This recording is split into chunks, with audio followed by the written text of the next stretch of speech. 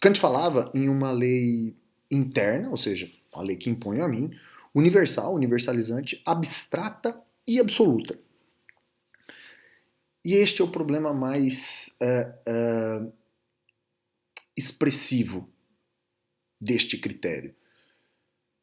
Quem talvez tenha abordado melhor isso, na minha concepção, a principal crítica ao critério de universalidade não é feito pelos utilitaristas, mas sim é feito por Hegel, em especial no Filosofia da História e nos princípios da filosofia do direito. E qual é o ponto de Hegel? Hegel concorda com Kant de que realmente as nossas escolhas morais dependem da imposição de uma lei interna, de uma lei que impõe a mim, e Hegel também concorda com o critério de que isto possa ser universalizável. Hegel não concorda com o fato ou com a ideia de que este princípio, esta máxima, sejam absolutamente abstratos e absolutos. Porque para Hegel é impossível definir um agir como correto do ponto de vista moral sem se desconsiderando as circunstâncias concretas que definem o próprio ser humano. Ou seja, Hegel não concorda com e neste ponto defende que Kant partiu de um ponto excessivamente abstrato ao simplesmente definir abstratamente quais são esses princípios sem considerar as circunstâncias concretas que envolvem e definem o próprio sujeito, envolvem e definem aquele que vai agir. Portanto, circunstâncias concretas, circunstâncias históricas, é a ideia do idealismo alemão de materialismo histórico, circunstâncias históricas que definem o próprio sujeito e que, no mais das vezes, são circunstâncias que são importantes para definir o acerto moral de uma conduta, não podem ser desprezados como Kant os desprezou. Kant não se preocupou com nenhuma, ou não deu nenhuma importância a qualquer referência de ordem empírica, ou seja, qualquer referência de ordem fática,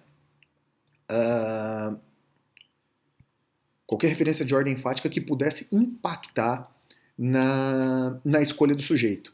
Hegel discorda. Hegel diz: nós devemos considerar as circunstâncias concretas da existência histórica do sujeito como circunstâncias importantes para definir se um determinado comportamento é correto ou incorreto, positivo ou negativo, justo ou injusto do ponto de vista moral. A partir da crítica lançada pelo idealismo alemão, a ideia de. E que vai depois ganhar em Marx uma nova roupagem, a ideia de materialismo dialético, a ideia hegeliana de materialismo histórico, a partir desta crítica dirigida à teoria moral kantiana, se percebeu que Kant de fato partiu de um ponto excessivamente abstrato, excessivamente absoluto, desconsiderando circunstâncias das quais ele não poderia desconsiderar para avaliar o acerto ou o equívoco de um determinado agir humano do ponto de vista moral, porque são circunstâncias importantes e que devem ser consideradas nestas escolhas. Isto não é um relativismo, mas é uma posição defendida por Hegel de que o contexto histórico do sujeito, aquilo que o define, deve ser tomado e levado em consideração do ponto de vista da liberdade como processo de escolha moral frente a problemas desta ordem. Quando o idealismo alemão, em especial com Hegel, lança essa crítica e aponta corretamente que a teoria moral de Kant partiu de um ponto excessivamente abstrato, entra em xeque o próprio mecanismo das escolhas a partir da teoria moral de Kant. Em que sentido esse mecanismo? Ora, se aquilo que eu devo escolher deve ser capaz de ser universalizável, se o critério de universalização absoluta sem considerar os aspectos concretos, entra em crise o próprio mecanismo da escolha, que depende dessa universalização absoluta e abstrata para fundamentar o próprio processo de escolha moral. Ou seja, eu tenho um princípio como não mentir ou não quebrar promessas, e eu não posso ir contra este princípio jamais. Se eu não posso ir contra este princípio jamais, circunstâncias concretas não me interessam ou não devem me interessar para definir a minha escolha. Portanto, quando Hegel constrói essa crítica, quando o idealismo alemão constrói essa crítica, entra em crise este processo de escolha baseado em uma universalização absolutamente abstrata. E aqui a gente tem uma referência a Maquiavel, aqui a gente falou um pouco sobre isso no encontro passado, ou seja, ganha sistematização filosófica a ideia já lançada por Maquiavel, de que o que importa, ou que deveria importar em termos de moralidade das ações, é o seu resultado, é a sua consequência. E é por isso que nós falamos neste encontro de hoje em uma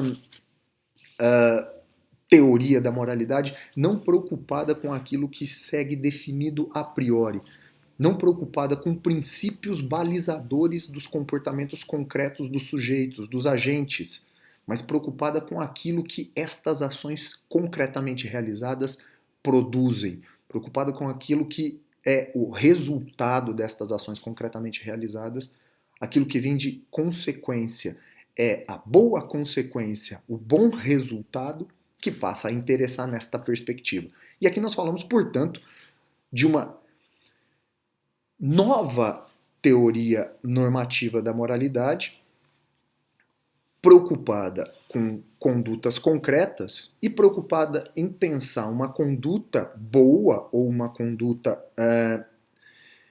valorativamente positiva do ponto de vista moral quando esta conduta produz bons resultados, ou melhor, quando produz boas consequências, quando alcança uma consequência considerada boa. Normalmente eu trato isso, como eu disse, em duas vertentes, pragmatismo e utilitarismo, mas desta vez nós trataremos apenas do utilitarismo. E aí,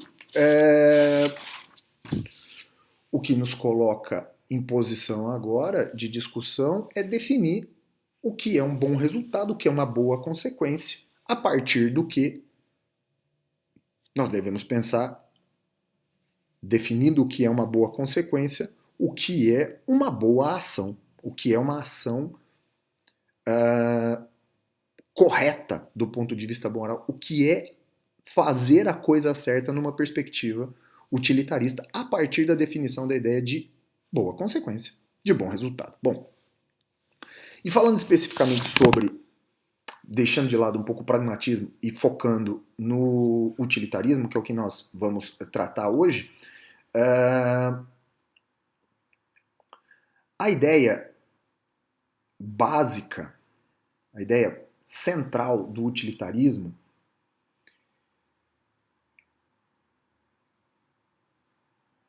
partindo do seu primeiro pensador mais relevante, o seu primeiro pensador de referência, Jeremy Bentham, 1748 a 1832, é a ideia de maximização da própria felicidade.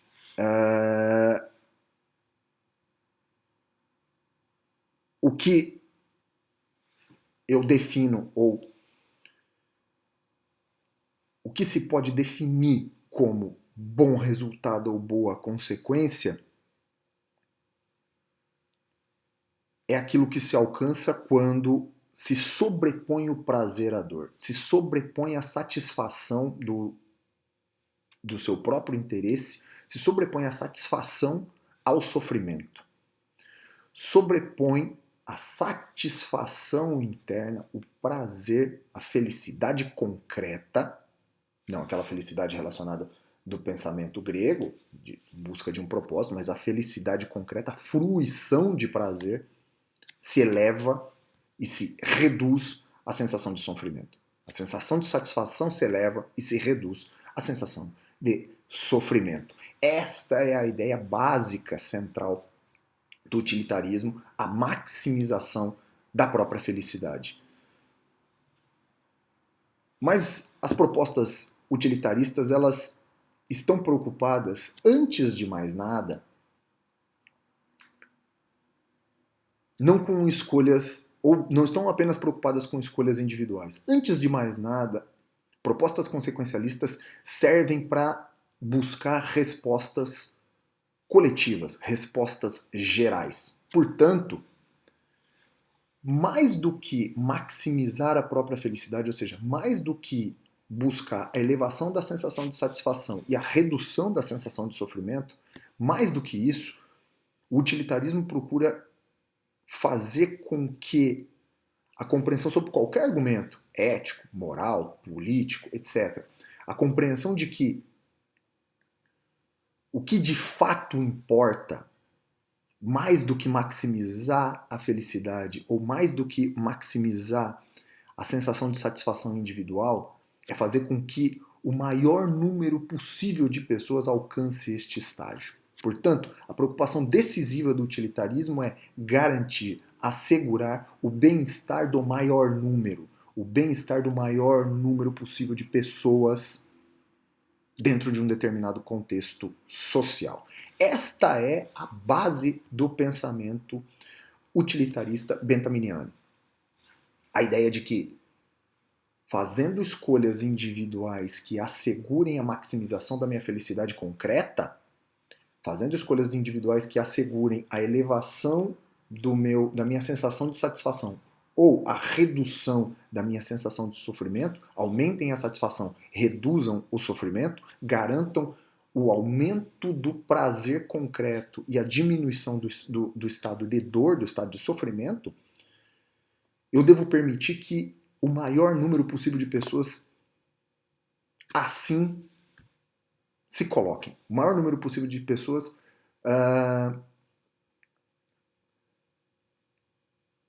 usufruam deste estado de coisas. Portanto, o ponto central do utilitarismo benthaminiano é garantir, assegurar o bem-estar do maior número.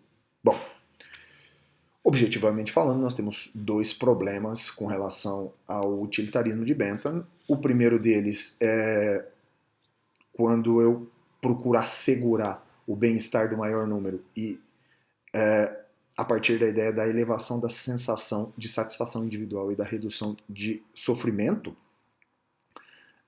eu devo admitir a possibilidade de que eu possa violar direitos de grupos que sejam minoritários em nome da garantia do bem-estar do maior número. Esse é um problema grave, ou seja, a possibilidade de violação ou de minoração da proteção de direitos individuais para assegurar o bem-estar do maior número. E um outro ponto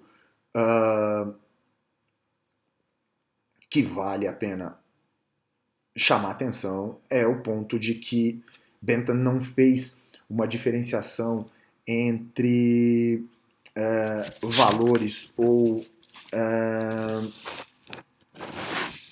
preferências que possam ser consideradas distintas umas frente às outras. Ou seja, Bentham tratou todas as nossas preferências, todos os nossos valores, todas as nossas escolhas a partir de uma única escala. Ou seja, para Bentham, o que interessava nas nossas escolhas era que, ou nas nossas preferências, era que isso garantisse maior duração com maior intensidade. Garantindo maior duração com maior intensidade, este nível de satisfação seria elevado, independentemente de uma diferença ontológica essencial entre estes valores colocados em jogo.